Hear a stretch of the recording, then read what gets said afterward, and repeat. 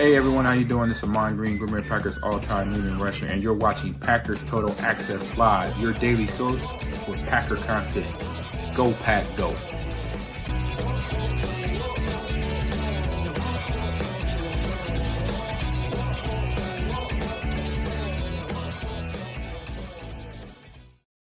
What's up, guys? Welcome into Packers Total Access. My name is Clayton. You can check us out on packernet.com. Find me on Twitter at Packers_access. Join alongside Tim in Green Bay. We got Jacob in Wisconsin here to talk Packers this evening. Got an awesome show for you guys and gals. We're going to try to keep it brief. We know we got playoff baseball on tonight, some other stuff going on. Obviously, we got Thursday night prime football kicking off. The 3-1 49ers against the 3-1 Rams. I got it on in the background. We'll try to give you guys updates as we go through the show. On tap for tonight, we got Romeo Doubs contract extension talk. You know, the rumors are out there. Jeremy Fowler hinted that Romeo Doubs and the Green Bay Packers were in contract negotiations. We'll talk about what we think the value of Romeo Doubs is. We'll get everybody's opinion. There's also a poll question up. Make sure you guys vote on that poll question here on YouTube. We've also got it on Twitter. We'll give you the results of that. We'll also dive into a little Keisean Nixon talk. Is he a true number one corner in the National Football League? We'll run down some key statistics from our buddy Jacob Morley over on X and see what you guys think. We'll obviously want to get everybody's opinion on that as well.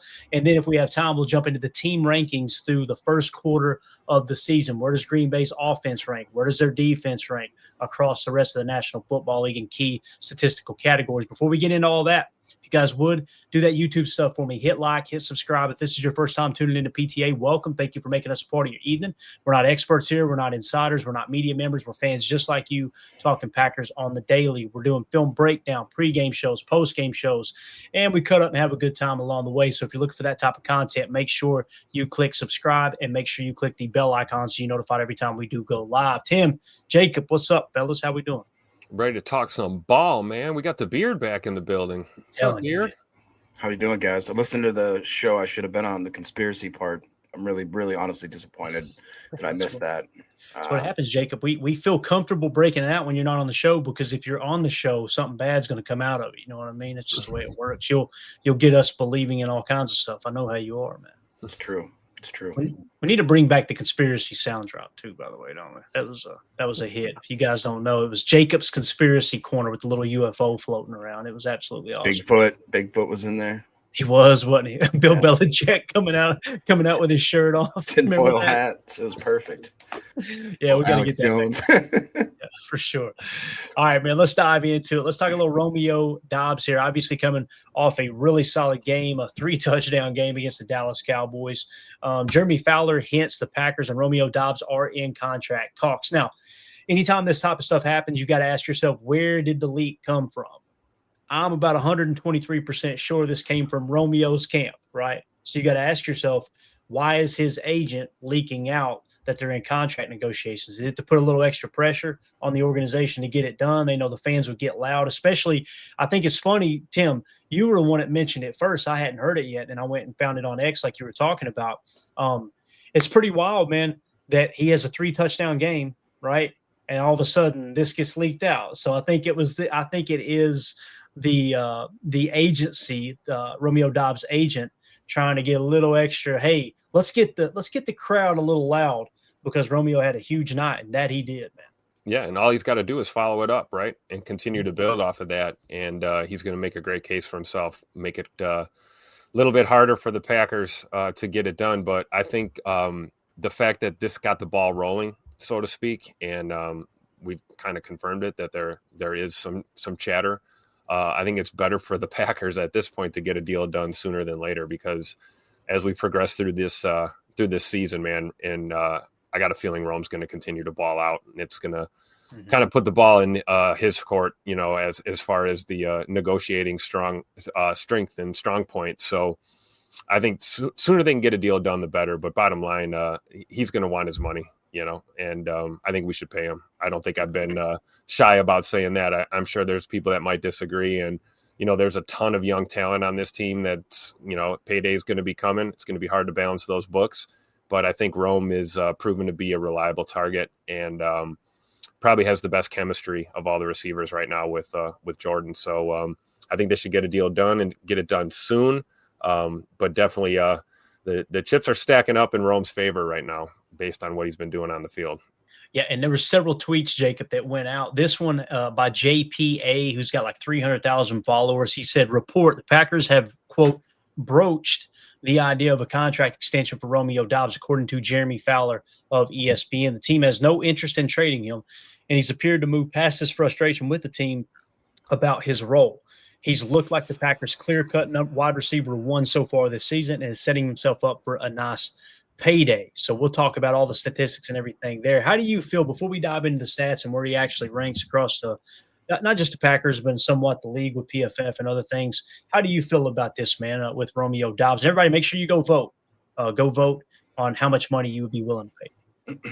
I mean, I'm definitely in the pro keeping him. I think I'd also agree that if we could somehow get a deal at this point in the season, that it'd be probably – I hate using team-friendly because that's such a – gets thrown around quite a bit, but I would say maybe a more manageable, to Tim's point, if he keeps balling out the way he was.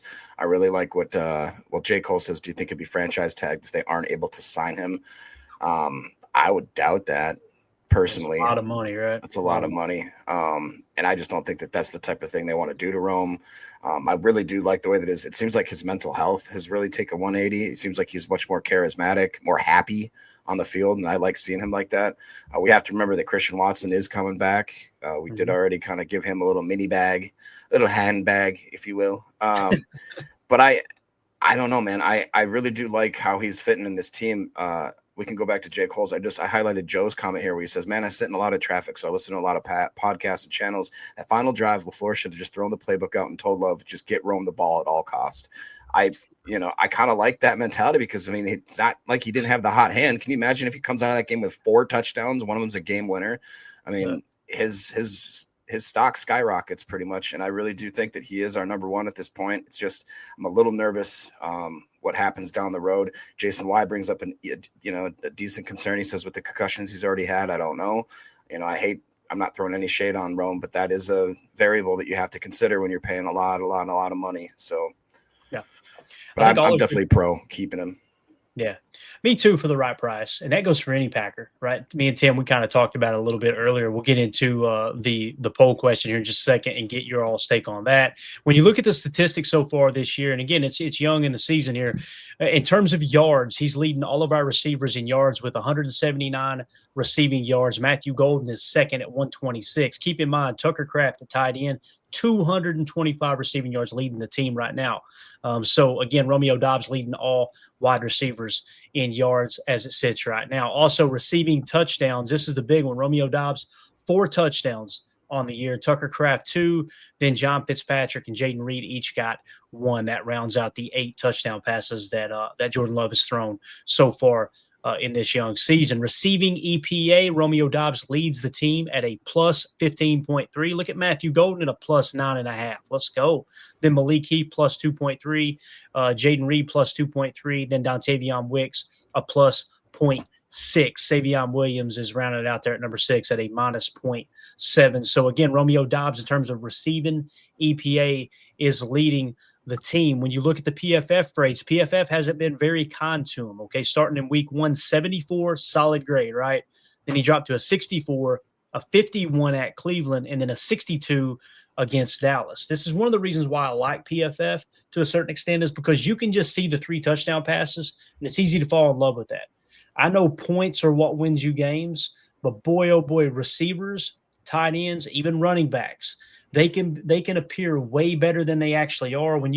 James Jones, for instance, would anybody be willing at any point in James Jones's career to pay him number 1 wide receiver money? I don't think anybody would. We love James Jones. You guys correct me if I'm wrong. You may differ. I never seen at any point where I was like, boy, James Jones, he needs to be top 3 receiver in terms of pay across the league. However, man was always catching touchdowns. You know what I mean? So I think that's why he was so popular within the fan base, right? So I think that can be a little bit misleading in that regard. So when you look at his career PFF grades, let's talk about the basement and the ceiling here. 2022, 62, then a 73, 69, 63. So you're seeing a ceiling of 73, which was in 2023, and you're seeing a floor or basement of 62 0.6. So with all that being said, now the big question for you guys, I'll start with you, Jacob. I know me and Tim talked a little bit off the air, and we'll get his take so everybody can hear it. I said on Twitter, Packer fans, what is the maximum 3-year contract you would be willing to give Romeo Doubs? So we're talking about in terms of AAV, average annual value. So essentially 3 years, total number divided by 3, that's your average annual value. Forget the signing bonus, forget the cap allocation, all that. What are you willing to pay him on an average basis? The options were $8 million per year, $12 million per year, $16 million per year, or $20 million per year. Right now, leading the way, $12 million per year at 44.7%, $16 million per year at 32.9%, and then it's $8 million per year at 11.5%. And then $20 million per year. There was 11% of the votes that said they would be willing to pay him $20 million per year. So obviously $12 million being the popular vote there.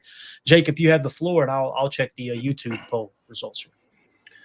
Yeah, I'm going to agree with Clint, the armchair quarterback, and I would not be willing to go north of 12 million. Maybe just a tid higher, maybe in the 13 range. But to me, just for the production I've seen so far and some of the risks that I laid out earlier, I would be comfortable with the 12 million. Got it. Tim, what do you think, man? What's the number that you're at, brother? Pay that man his money. Don't matter the number. I'm with you guys. I think we're all in agreement. I always said north of 10 milli for sure, just to even be in the conversation, I think, for him. So I voted for 12 million. I think 12 million's fair. Yeah. And I'm going to take a little bit of a cop out here, right? 12 million per year, I think, is the sweet spot for a balanced contract. But if you want to go 16 million per year with less guaranteed money than maybe the percentage in which you would provide in a 12 million per year contract, I would be okay with 16 million per year average annual value if that guaranteed money is a little lower, meaning a 3-year deal you can get out of after 2 years and you're on the hook for maybe 3 or 4 in dead cap. That makes sense. So that's kind of how I see that there. If we move along here, let's talk about the top wide receivers in the game and compare it. This is average annual value, okay? Jamar Chase, 40.2 million. Justin Jefferson, 35 million. CeeDee Lamb, 34 million. DK Metcalf, 33. Garrett Wilson, 32.5. Terry McLaurin, 32.3. AJ Brown, 32 million. Amon-Ra St. Brown, 30 million. Brandon Ayuk, 30. Tyreek Hill, 30. And T. Higgins rounding out the top 10-ish there at 28.7 million. I think we would all agree Romeo Doubs is not on the level of any of those names we just named off. Do we agree there? Does anybody disagree with that? I think that's fair. I think it's fair. Top 10. All right, so, one that pops off the page, Jameson Williams being the 14th overall highest paid wide receiver, to me just is a little insane. I agree. I think that does seem a little high too. And who knows, man, when you look at that deal too, I think he got a 3-year deal, I believe. Maybe the guaranteed money on that one, that's where it can be a little misleading, right, Jacob? Like if it's lower guaranteed money, the average annual value looks high and they can maybe get out of it. We'd have to dive into the details. But I'm with you on the surface. He doesn't feel like he should be a top 14 paid wide receiver for sure. So damn, look at Coach Lynn. I'm sorry for the curse word there, but boy, this caught me off guard. I'd take Romeo over Higgins. Man. And we did, right? Remember all the T. Higgins talk in the offseason? We did. We stuck with Romeo Rome. I'm with you, Coach Lynn. Man, that's wild. And again, I'm not saying that T. Higgins is way, way, way better than Romeo Doubs, but I feel like what T. Higgins has done in terms of PFF grades and his receiving EPA has been significantly higher than Romeo. Although I will agree with you guys in a certain extent, I wouldn't be willing to pay T. Higgins $28.7 million. Just wouldn't be willing to do it. So if we move along to the second wave here, you got Devonta Smith at 25, Nico Collins 24.2, Michael Pittman Jr. at 23.3, Calvin Ridley 23, Cortland Sutton at 23, Devontae Adams at 22. Obviously, he's a little bit older there. Chris Godwin 22, coming off that injury. Stephon Diggs 21, Mike Evans 20.5. What a steal for Mike Evans. First ballot Hall of Famer right there. No doubt. So it's like you look at these names and you go, one of these don't belong, and that's Mike Evans. He should be higher, I believe, on this list in terms of average annual value. But when you see some of these names like a Cortland Sutton or a Calvin Ridley or a Michael Pittman Jr., I do feel like you're now getting in that range where, hey, Romeo probably just as good, if not better, than some of those receivers. I don't know. Am I wrong there? I would agree with that for sure. I definitely take him over Jerry Jeudy. Yeah, me too, man. You know, Yeah. I haven't seen much of film on Christian Kirk this year. I know Houston is struggling. But yeah, I think now we're getting in that conversation, right? You know, and I think you're right. There may even be argument, you know, to that number comes up. Maybe it's north of 14 million or something like that. And Maybe it's like closer to 16, right, Tim? yeah, closer to 16, and then like you come down on the guaranteed. You know, I get it. Whatever it takes to keep him a Packer, but yeah, we're definitely at this point in the list. I think we're starting to get in that conversation for sure. Mm-hmm. What do you think, Jake? Final thoughts on this with Romeo Doubs' contract potential extension? Yeah, I mean, where I'm thinking the money would be right between the Jerry Jeudy and Cooper Kupp area. However, if you even scrolled up a little bit, like you said, I would take him over Pittman. I'd take him over Ridley. I'd take him over Sutton. So, I mean, as far as there's a little bit of a gap there between what those guys got paid and what I think he's worth, but that's not Rome's fault. You know what I mean? That's just kind of the way the market shook out. And a lot of these guys got contracts that I'm sure that the front office would redo if they could, you know, if they had the hindsight to see what into the future kind of thing. I don't know, man. I just still think that the 14 area sounds right to me. 12 to 14 seems realistic. Yeah. Definitely somewhere between 12 to 16 for me. Now, again, if you can guarantee a little bit more money for him, give him a little more security and get that number down around 10 average annual value, but say 3/4 of the contract is guaranteed, I'd be all about that because it's cash over cap, right? You're looking to keep that cap number down and you feel comfortable that Romeo Doubs is going to continue to get better with Jordan Love. The thing that really sticks out to me as we wrap up this segment is the chemistry between Love and Doubs is what really, I think, makes that value a little higher than someone on the outside looking in that maybe doesn't watch a lot of Packer games would be like, oh, no, I think that's a little overinflated. No, they are on the same page. I mean, those back shoulder throws, and he really trusts Romeo. And I love that Romeo, and shout out to Bates. Bates did send me the video where he was going to the sideline. He is just chewing stuff. I don't know if he's chewing somebody out or he's screaming, get me the damn ball. Like, trust me, I'll catch it. I love that energy that he brought because it wasn't like you guys are screwing me over. It just looked like he was letting the coaches or somebody know on the sideline. He was going, hey, get him, like getting his attention. Like, that's the best athletes, and I don't care what team sport you play. The best athletes want the ball when the game's on the line. That's that Mamba mentality. Kobe Bryant, Michael Jordan, killer instinct, whatever you want to call it. When the rest of the guys want to play their role or kind of step into the background a little bit in the face of pressure, that your true champions, your true elite leaders are the ones that are saying, give me the ball. And you definitely want to see that. I love it.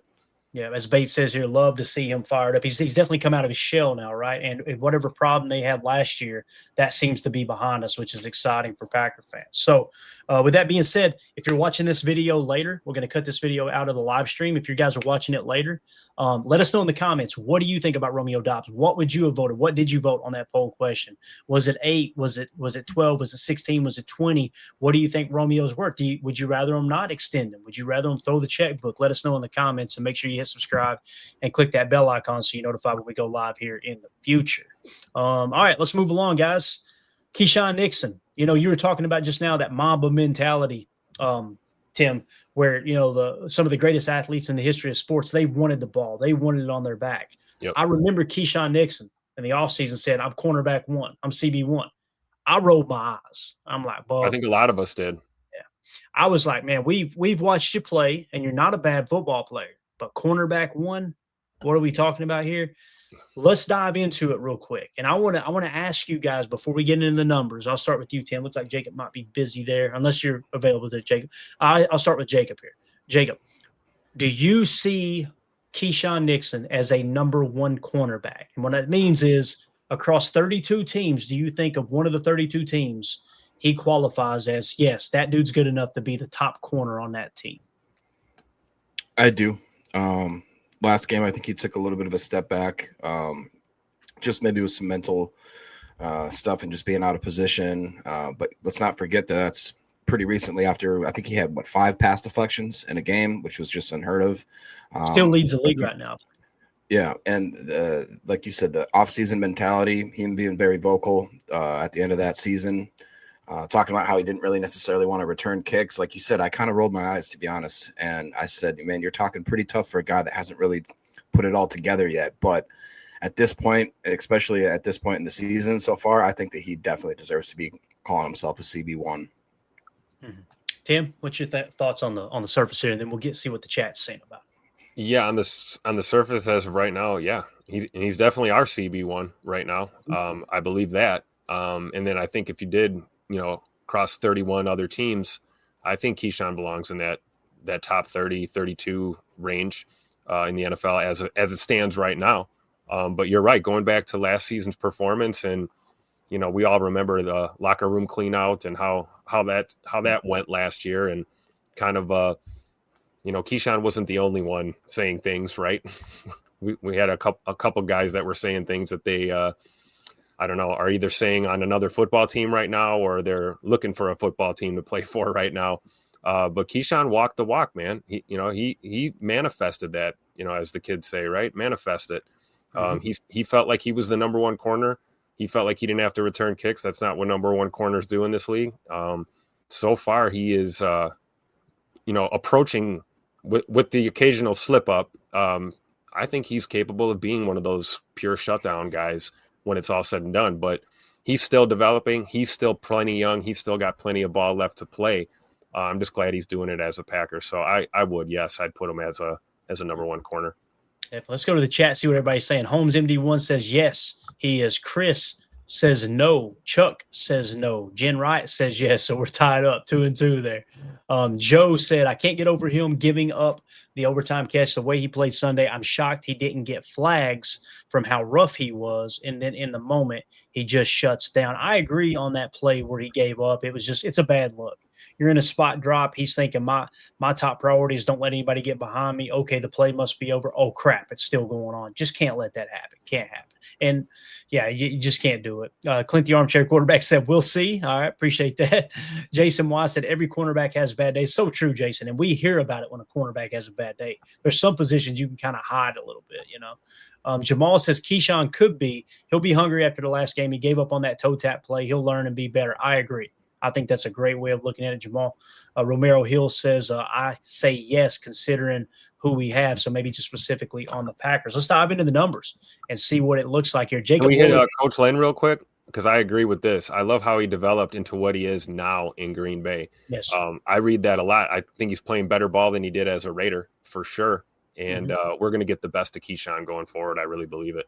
I completely agree, man. And again, if you like Keisean, just know he's probably not a Packer if Rich Bisaccia isn't the special teams coordinator / assistant head coach. So that's kind of came with the package. And we were all worried if Rich Bisaccia leaves, Key's going to go somewhere else, and we're going to lose our best kick returner. Here we are 2 years later going, all right, we still got both. He's not returning kicks, but he's one of the top corners in the game statistically, as Jacob Morley points out here. Keisean Nixon, minimum 150 coverage snaps. Targeted 23 times, so he's been targeted ninth most, so it's not like they're just not throwing to him, right? So ninth most targets. Completions, only 12. That's the fifth least in terms of minimum 150 coverage snaps. So he's top 5 in completions allowed in a good way. Completion percentage, 52.2. That's fifth lowest in the league, so another top 5 statistic. Yards allowed, 129. He's not lowest, so he's top 10 in yards allowed. Yak with 32, that's fourth lowest, another top 5 spot. Forced incompletions, 6 forced incompletions. Guys, that leads the entire NFL. It would be different if you didn't have as many targets, but they're testing him, and he's rising to the occasion. Forced incompletion percentage, 26, and he's sitting first in that statistic across the rest of the league. Pass breakups, like you said, Jacob, 5 PBUs, he's leading the league in with those 5 breakups. Quarterback rating when targeted, 68.9. That's fourth best in the league. And I don't know where he pulled that number from. Maybe NFL Pro has a little bit different number, but it should be in the same ballpark. Nonetheless, top 5 and quarterback rating when targeted. Snaps / receptions allowed, 14.3. That's fourth best. And touchdowns allowed, 0. So Keisean, when you run those numbers, and would y'all agree, there's no fluff there. Those are important statistics. Would y'all agree with that? Yeah, and stats that look like a number one corner to me. Yeah, top 5 in the league. He's in top 5 in all these categories except for a couple. 9th in yards allowed, 9th in targets. I mean, top 5 everywhere else, man. That looks like a CB1 to me. Yep. And then if you look specifically on the Packers roster, your passer rating when targeted, again, this is NFL Pro, so the number may be a little bit different from wherever they pulled it from. But Xavier McKinney leads the Packers with a 39.9 passer rating when targeted. Keisean Nixon is second at a 76.3. Then Evan Williams, 86.4. Then Javon Bullard, 88.2. Then Nate Hobbs. Then Carrington Valentine. So he is the best corner on the Packers in terms of passer rating when targeted. And again, when you looked at the passer rating when targeted here from whatever they pulled the stats from for Jacob Morley, again, there it was a 68.9, fourth best in the league. Let's go to defensive grades. He is third best on the Packers defense with a 74.2, and he's got a coverage grade of 76.5. Okay, so if you go across the entire National Football League coverage grade, you'll notice Keisean Nixon is 10th in coverage grade, 76.5. You guys know we say PFF isn't everything. It's not the gospel. But when you take PFF and you take all these other statistics and you turn on the tape and everything's saying the same thing, that's when you check the box. So we've got to definitely slam dunk. He is playing, and this could change. We might get 3/4 way through the season. He sucked, right? That's always a possibility. But right now, through the first quarter of the season, Keisean Nixon is absolutely a top 10 corner. And the case, I think, can be made very, very easily for him being a top 5 corner when you take everything into consideration. That's exciting, man. And the most exciting part, Jen mentioned it earlier, talking about the cap hit of $6 million. Look at what we're paying him, guys. His cap hit this year is $6.8 million. We got him under contract next year when he turns 29 at $7.1 million cap. Like, this is stealing right here, you know? And again, I'm not wishing for this, but if he continues to have the season he's having and he wants to try to hold out and get a little more guaranteed money in the offseason, I can understand his argument, right? Because the guaranteed money's gone. The dead cap attached next year is only 2.1. You know they're going to keep him, but he might say, hey, can I get a little bit more of this, whatever, the base salary of 4.3? Can I get $2 million of that guaranteed? I understand if he does. Man his money. So, again, you got to tip your cap to Goody. You got to tip your cap to Keisean Nixon. You got to tip your cap to Jeff Hafley for pulling this out of Keisean Nixon. And I think you got to tip your cap to Rich Bisaccia because Key wouldn't be here if it wasn't for Bisaccia. So it's exciting stuff, man. I don't know. I'm really, really fired up to see what Keisean does throughout the rest of this contract, man. Russ Ball, there you go. Jason Wise said Russ Ball, absolutely. Tip your cap to him too, right, Russ?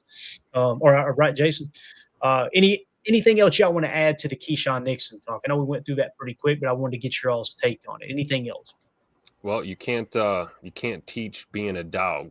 You know, some guys either have it or they don't, and just that demeanor, that attitude, that physicality that he brings to the position. You know, sometimes we'll benefit from a no call too. I'd rather have a physically aggressive corner that's playing smart. You know, not getting handsy and getting flagged all the time. But when you're making a playoff push and your season's on the line, that's the type of dude you want back there in your secondary. So I'm with you, Clay, man. I'm excited to see how the rest of this year goes. Go ahead, Jake. Yeah, no, I agree. I like a dude that's handsy. I agree with that, Tim, 100%. No, I mean, in all seriousness, he's outperformed my wildest expectations. I don't know if you guys remember, but at the beginning of the year, when I think it was Fox or CBS, somebody put out like one of those graphics after we signed Micah Parsons, and they're like the new look of the Packers defense. And we were surprised because Keisean Nixon made the cut. And we were kind of like, I wonder if the league thinks of him. Yeah, I wonder if the league thinks a little more highly of him than we do. And, as Packer fans, maybe we need to take a step back and realize we had kind of a diamond in the rough. And I'm just really proud of him because, like you said, when Jaw left, that left a lot of ego and a lot of intensity that was lacking in that quarterback room. And I think between him, Hobbs, and Carrington, they've really came in there and it hasn't been perfect, but I think they've done a really serviceable job replacing a long-time pro there. Yeah. Fishy Thing says, don't get me wrong, I like Nixon, but I think he benefits from a zone scheme and an amazing pass rush. And listen, I don't think there's anything wrong with that opinion. I can see that being a case being made for the pass rush for sure. I mean, you got Rashawn Gary that was leading the league in sacks going into last week. I don't know if he still is or not. And you got Micah Parsons, who is just, tearing it up with the pressures, right? And the double teams eating all that. Let's look at the coverage. We got the new updated coverage numbers here. And in terms of EPA per dropback, the Packers dropped a little bit. They were playing 37% cover 3 zone, 21% cover 2 zone, 14% cover 6. Actually, let's back up. It's cover 3, 37, cover 2, 21%, and then cover 1 man 18% of the time. So you're actually playing a pretty good amount of man coverage as well. It showed up in the tape on Chalk Talk against Dallas. There was 2 of those key plays, those vital plays for the Cowboys. I think they were converting on 3rd down, or they had an explosive or like 25 yards there to Pickens as well, or cover 1 man calls. And then another touchdown they gave up to Pickens was actually a cover 6 match, which is essentially man principle. As Jen Wright, I echo this to the T. Less man coverage, please. Yes, please, less man coverage. So, all right, so there you go, guys. That's Keisean Nixon. Again, I think he's a top 10 corner, possibly a top 5 corner. We got him for a steal on that contract. When you're watching this video back later on the channel, let us know in the comments. Do you think Keisean Nixon's a top 10 corner? Do you think he's a top 5 corner? Do you want to see them extend him past the age of 29? Let us know what your thoughts are there in the comments section. And click that subscribe and bell icon so you're notified when we go live here in the future. All right, man. Y'all ready to get into some team rankings? I love doing this through the quarter of the season. Get the first 4 games in. All right, where do we stack up? Where do we need to adjust? Where do we need to get better? I promise you that's what the Packers coaching staff is doing right now on this bye week. So as we get into it, Packers team rankings through 4 games. Let's start on the offensive side. All right, scoring, points per play. All right, it's exactly what it sounds like, points per play. The Packers are currently sitting 12th. That's a dip from last year, right? We got 0.416 points per play, so we're just outside of the top 10. The last 3 games is at 0.379, so this last game is kind of inflating that number a little bit more at 0.506. So if you remove the Cowboys game, right, you're probably a little closer to the 20 mark. But again, it's a game we played, and they went out there and the offense balled out, in my opinion. So offense points per play, we are 12th in the league. Does that surprise you guys at all, seeing that the offense put up so many points? I know obviously they struggled against Cleveland. What do you think about that, Tim? How do you feel about the offense scoring so far, man? Yeah, that Cleveland game kind of hurt us, right? Putting a 10 spot up there didn't help us. But it's also it's kind of tough because we've only got a 4-game sampling here. You know, I feel a little bit better about checking this again closer to that halfway point of the season to see where we are. But I mean, hovering around top 10 in any category is okay with me, 4 games into the year. But I am a little bit surprised that we're not a little higher on the list right now. Mm-hmm. Jacob, what do you think, man? Scoring. It doesn't surprise me. It's felt, obviously that Dallas game, the back half where you saw the scoring kind of seem effortless and what I wanted to see out of the offense, just smooth and fast. But it was a little bit tough the first couple of weeks. I wouldn't say it was, looked bad or anything, but it just seemed like we'd sputter out. Obviously that Cleveland game was just tough in general, but I think that's probably about where I would picture them, which kind of stinks because I would have envisioned them more like a top 5 offense after those first 2 weeks. And obviously we took a little bit of a pause and a little bit of some wrinkles, but I think we'll get back into it after the bye once we get some healthy guys. Yeah. Agreed. So let's look at the rest of the NFC North and where they sit. Detroit is second in scoring at 0.559 points per play. So they're sitting in the second mark. Minnesota is 7th. Okay, so they're both top 10. And Chicago is right behind us in the 13th spot.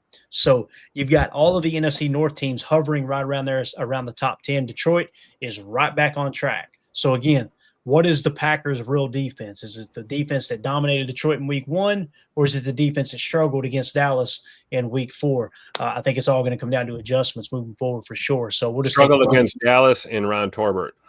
Yeah. Right, boy. Don't get me started, Tim. See, oh, that video blew up, and it's hilarious watching the Cowboy fans come in there and try to plead their case. I don't know how many screen grabs and videos we got to show you before you accept. Yeah, like if I'm the opposing team watching that tape and seeing hold after hold after hold that didn't get called, the defensive pass interference that didn't get called, the Dak Prescott intentional grounding that somehow didn't get called after they talked about it. I don't know, man. If I'm on the other team, I'm going, yeah, I see your point.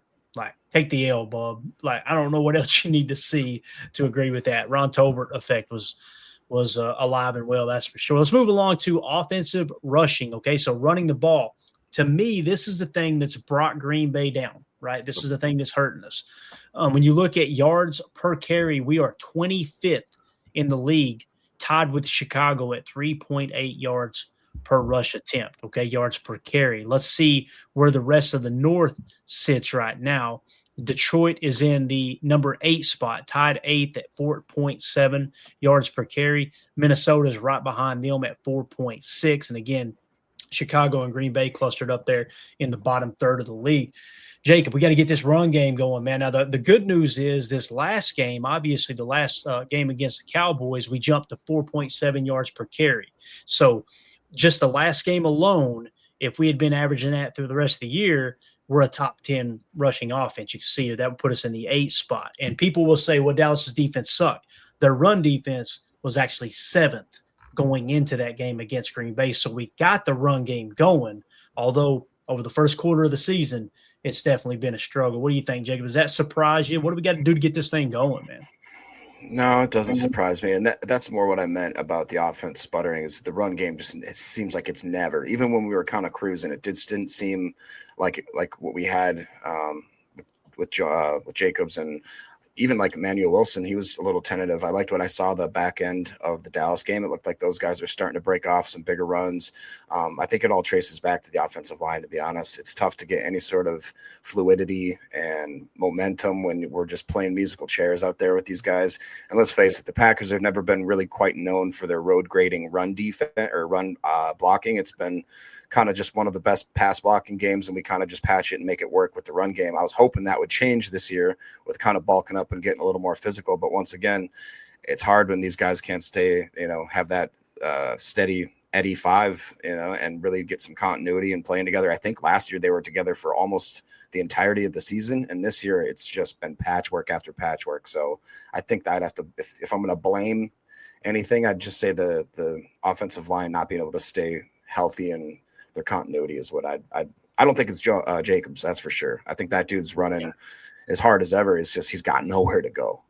I agree. And Emmanuel Wilson has looked as good as he has ever, Tim, to be honest with you, man. He took over there in the fourth quarter. Jason Weiss says run blocking's been awful except Kennard the last game, so maybe it picks up. I was going to mention that too, Tim. We don't have to talk about it specifically now, but remind me later, maybe tomorrow's show, we'll do a little deep dive into Kennard. He showed up to play in Dallas, but maybe he's a big reason why that run game got a little bit better. And keep in mind, we're going to get Zach Tom back. We're going to get Aaron Banks back, so that should help as well. We've been kind of playing defense on the offensive line ever since the season started, really back in the training camp, Tim. You've seen it firsthand. How many times were you at training camp practice and Aaron Banks couldn't go, right? Yep. And there were several other players as well. I mean, John Williams, 7th-round pick, albeit a 7th-round pick, but my man had to have back surgery before he even hit the practice field.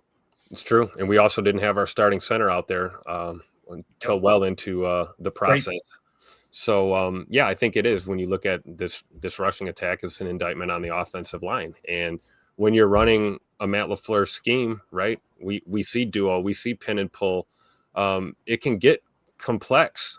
We see a lot of, zipper motion, things like this, orbit motion. There's complexity to the offense. And if you don't have a consistent 5 out there on that O-line, it can be really difficult because all it takes is one guy to miss an assignment and the play is blown up. And if you've got 2 or 3 guys that, are blocking air, we're in trouble. And even a running back as great as Josh Jacobs, who I still believe is a top 5 running back in the NFL, there's not a whole hell of a lot he can do. And so I don't think it's Josh Jacobs or Emmanuel Wilson's deal here. I think it's this O-line. And, Marshawn Lloyd is going to be coming back into the fold here pretty soon. You talk about our stable of running backs and guys that we want to really see out there. I'd be a little nervous about running him behind this whole line that we've got right now until we get our guys back from injury. Yeah, great point. All right, let's move along to passing. Offensive passing yards. Okay, so this is yards per pass attempt. We're 4th in the league, guys. Jordan Love. I still think there's a lot of Packer fans that don't understand just how good Jordan Love is playing right now. Like he is out-tracking Aaron Rodgers in his 3rd year. Aaron Rodgers was 27 years old. That's the year they won the Super Bowl. He is statistically outperforming Aaron Rodgers at this point. He's statistically outperforming a 27-year-old Brett Favre in 1996, the year they won the Super Bowl. Jordan Love's playing outside of his mind right now. So yards per pass attempt as a team, the Packers are sitting in the number 4 spot at 8.3 yards per pass attempt. The only teams higher than them are the Baltimore Ravens, with obviously a former MVP there and Lamar Jackson, one of the best passers in the game. You've got Danny Dimes in Indianapolis playing outside of his mind at 8.9, and tied with him in Seattle is Sam Darnold at 8.9. Thank God the Vikings did not extend Sam Darnold, because I'm telling you, they would be dangerous right now, really dangerous. So think about this. They also had Danny Dimes on the roster and let him walk.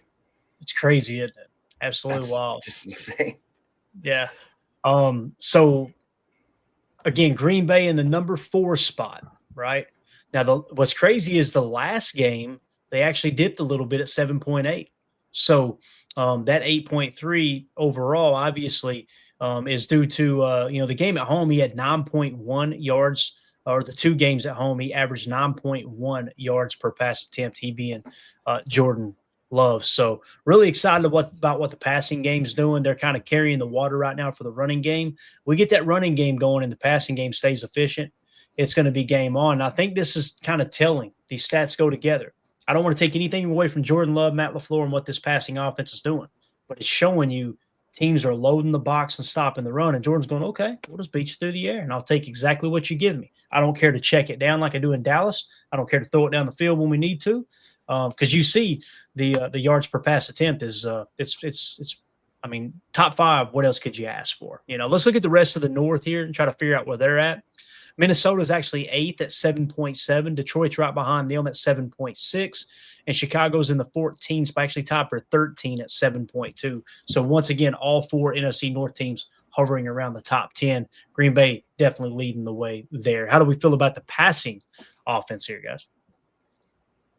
O-line again, right? No, I'm kidding.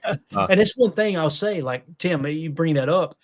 I've heard people like bashing the O-line against Dallas. This O-line's a wreck. And I'm going, we ran the ball effectively, and Jordan only took 1 sack. Like, I thought the offensive line played good against Dallas. You know what I'm saying?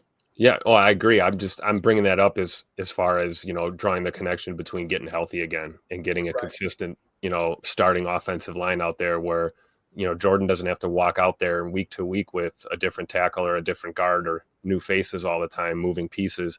Although it's difficult to do that. It's the NFL. We could look across the league. I'm sure there are offensive lines that are just as banged up as we are, if not worse. It's part of the game. But I really do feel once we get those guys consistently playing together week to week, and we can kind of build that continuity both in the run and the pass game. But it's not a Jordan Love issue. This is gonna these numbers are gonna continue to rise. I feel like the same way I did the day we drafted him, that he was the dude. It's still a work in progress. And honestly, if you don't see the progress in Jordan Love's game, in these last 3 seasons in particular, then I don't know what to tell you, right? I mean, you just got to watch more tape maybe, or take your eye off the ball. Like Pat Kerwin suggests, maybe look at what he's looking at. Great point that you made there, Clayton. Take what that defense is giving you. That's what the great quarterbacks do. And that's how you win ball games and keep moving the sticks. You're not always going to have a good passing attack. You're not always going to have a good running attack. Games have ebb and flow to them. And the great quarterbacks know how to read that defense, can out of a play, can into a play. Do what you got to do to exploit, whatever holes there are in that defense, because they can't cover everyone all the time, right? Yeah, and I was cracking up at some of the fan reaction. It's literally 1 second we need to throw the football, the next second we need to run the ball. Like, what are we doing? We need to be more aggressive, throw the ball down the field, and then you turn the ball over or something doesn't go right on a 3rd and 3, you throw it down the field and it falls incomplete. Why do you not run there? It's like, it's so frustrating, man, to hear your fans approach it that way, because the reality is, Jacob, we talk about it all the time, like, there's a reason that Matt LaFleur is calling the play when he's calling it. Like, I know people bash the hell out of him over that bubble screen at the end of the game. I thought it was the right call. Yeah. And what he was talking about is in that situation, they have a counter to that where they're running out and up. Like, they'll run like they're running a bubble screen, they cut up field. That would have been the time to call that play. But they have been playing it different all game, right? And this time, it just so happened that I think it was Diggs shot his shot, right? But if you go back and watch the tape, you can see they had the hat count. Now, what Matt LaFleur was saying, throw that ball away. You got to know the time, the situation. As Jordan, okay, they're not giving us what we want here, throw it away. But in Jordan's defense, you're looking at their pre-snap. You see a 2-on-2, which is a +1 hat count, counting the pass catcher, and he's going to have outside momentum to be able to get out of bounds. I understand why he threw that pass. The problem was, unfortunately, Romeo Doubs misses the block. It gets blown up. Now it's all of a sudden a mental mistake on Jordan Love. But anyway, Jacob, what do you think about the passing offense, man? This kind of feels like we're stepping into the same area, the same range that we've seen with Brett Favre at the age of 27 and Aaron Rodgers at the age of 27. It's like he's starting to, okay, we've got a true franchise quarterback here. Yeah, I'm completely bought in. Let's take a step back and realize that this is now basically a quarter of the season sample size with Love, with an absolutely depleted and battered offensive line, with his number one wide receiver, I would consider Christian Watson, and if not his number one and number two, with Jaden Reed and Christian Watson having missed significant time, if not all the time in Watson's case, coming in and having two rookie wide receivers. And he's still, if you were to, kind of bring out the projection of what he's had now, he's going to have over 4,000 passing yards, around 30 tuds, and 4 interceptions. If you don't think that he is an absolute, I think, top 5 at quarterback in this league, where he could be making an MVP push, especially depending on when we get our guys healthy, when we get our weapons back, like Christian Watson. If even a guy like Jaden Reed can make a late season comeback, you add in the fact of our rookies gaining more experience, the offensive line starts having a little spine and gets healthy. This could be an absolutely scary and a deep playoff run. I think that we would be turning on. I mean, we talked about how kind of bummed we were to have a week 5 bye, and now it looks like an absolute blessing in disguise, giving us just the right time, just enough time to kind of get healed, get back, focus our attention on the next quarter of the season, and just play it, 1 week at a time. I think that they really do. I mean, to be completely honest, everybody in this chat, I'm sure knows we should be 4-0. You know what I mean? We are a team that definitely, if we would have played the way that we know we can play, we'd be 4-0. And that can make you frustrated for sure. And I understand that. I'm frustrated about it, but I really do look at it in a positive way, that this team is still, I think, the top of the top potential of what could be one of the best, if not the best team in the NFL. Yeah, definitely. And since you talked about Jordan Love, what he's on pace for, the projected statistics right now, and this is through 4 games, a lot can change, right? Right now, if he keeps up the pace he's got, Jacob, he's going to finish with a 69.4% completion percentage. Guys, that's 4% higher than Aaron Rodgers' career completion percentage. Brett Favre in 1996, his completion percentage was 59%. So you're talking about a full 10% higher than Brett Favre's was in 96, where he won the MVP and they won the Super Bowl. But his projection, 69% completion percentage, 4,250 yards passing, 34 touchdowns, and only 4 interceptions. That is insane, dude. Those are MVP numbers, especially if he gets a little hot and you get closer to 40 touchdowns. And let's say it's 39 touchdowns and 5 interceptions. Those are MVP numbers, no doubt about it. So really, really exciting stuff. So, all right, guys, what we're going to do is we're going to tomorrow on tomorrow's show. Well, first of all, if you're watching this video back, let me know in the comments what you think about the Packers offense and where they rank. Do you think that, are you overly concerned about the running game? Do you think they're going to get better? Obviously, they played Cleveland, one of the best run defenses in the league. Going into the season, everybody was talking about how good Detroit's defense is and how good Washington's defense is. Now, all of a sudden, we could be a little overly concerned about, is the run game in trouble or not, right? Mm-hmm. I'm not panicking at all. I'm not, because, again, Dallas had a good run defense, statistically speaking. I think it was 3.7 yards per carry allowed going into that game, which was 7th best in the league. And you just come out and you ran the rock just fine, in my opinion, especially later in the game. You stuck with it, and I thought that was awesome. How many times have we heard people complain that you just got to stick with the run? Matt always gets away from the run. He stuck with the run. And now you got fans on the other side saying we're not being too aggressive, not being aggressive enough. So you're never going to please the entire crowd, obviously. But let us know in the comments what you think. Are you concerned about the running game? What do you think about Jordan Love's chances of, forget the MVP specifically, I'm just saying MVP caliber play. I could care less about an MVP award. It's all about winning the Super Bowl, obviously. And I'm sure Jordan would agree with that. But let us know what you think about how the offense is playing. And make sure you click subscribe and hit that bell icon so you're notified when we go live in the future. Tomorrow, guys, we're going to dive into the defensive rankings. I'm excited about it. So Nice. Anything else you guys want to hit on here before we wrap up? Anything at all? Beard? You got I just like what Holmes. I like what Holmes said. He said they will be a top 5 offense and defense at the end of the year, barring injury. I agree with that. Agree. That's what it's going to take to run at a Lombardi, right? Yep. You got to be top 5 in both of those categories in order to get it done. And you got to be top 5 in takeaways, and that's something that hasn't happened yet. But like Coach LaFleur said, when it happens in spurts, right? It really just when it rains, it pours when it comes to turnovers, both on offense and defense. You got to control it on offense and just continue that momentum on defense, which, again, man, I think this defense is right where I was expecting them. It's crazy, too, if you go back and look in 2010 and in 1996, I think we lost week 4, both of those runs, and got our asses kicked, I think, in 1996 in week 4. It was at Minnesota. It was either week 3 or week 4 at Minnesota. Got boat raced in the Metrodome, and then they bounced right back. So they're going to be just fine. But I agree. All right, let's get ready to wrap this thing up. Tim, man, tell everybody about the awesome charity that we're partnered up with here on PTA, man. Yeah, Operation Horse's Heel, Westboro, Wisconsin's own. Big shout out to Rachel and her husband Rooster, doing a lot to help our veterans. This month, we're helping them raise some money to get a new truck and trailer so they can bring some of these activities directly to the veterans themselves. They have a nice property right now where veterans can go for horse-assisted programs. It provides space and environment to allow for their own kind of self-guided wellness journey. Bates, one of our first members to donate, is actually participated in a similar program. He can also speak to just what a great charity it is to support our veterans and active duty military and their family members as well. So if you can, every single donation is going to get you entered in on the prize wheel to get you a chance at a Romeo Doubs autograph jersey. So you can go to operationhorsesheal.org/how can I help, or you can scan that QR code in the upper right hand of your screen there.